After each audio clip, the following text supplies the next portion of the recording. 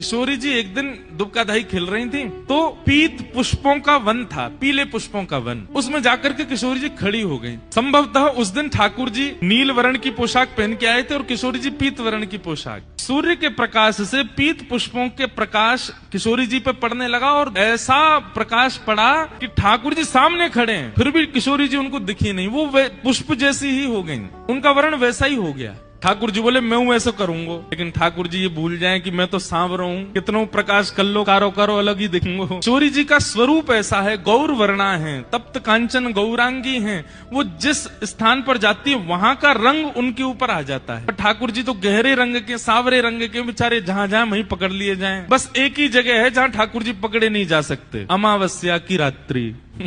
वहां में तो ठाकुर जी तभी मिलेंगे जब हंसेंगे, जब दांत दिखे तब पता चलो ओ ये खड़ो कन्हैया। नहीं तो ठाकुर जी तो अंधियारी रात में खो जाएं, मिले ही ना।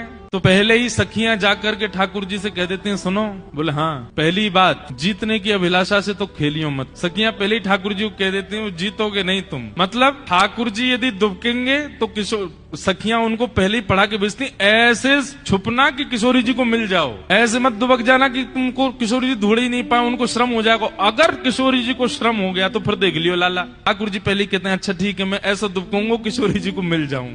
कई बार तो ठाकुर जी जहां किशोरी जी खड़ी खड़ी गिनती करें ना 1 2 3, वही पेड़ के पीछे ही खड़े आ जाए ताकि इनको मिल जाऊं मैं जल्दी। ये ज्यादा दूर में गई तो ललता विशाखा मुझे पकड़ लेंगी। तो पहले ही उनको सिखा देते हैं, बोले ज्यादा दूर मत दुबकियो। और दूसरी बात, जब तुम्हारो ढूंढवे को समय आवे तो किशोरी जी प्रत्यक्ष खड़ी है जाए, फिर भी अनदेखो कर दिए, बोले मुझे मिली ही नहीं है, मैंने देखी ही नहीं है। वैसे उनको पहले ही कह दिया जाता है कि आप हारने के लिए ही कुंज में आए हैं, जीतने की तो अभिलाषा रखना ही मत।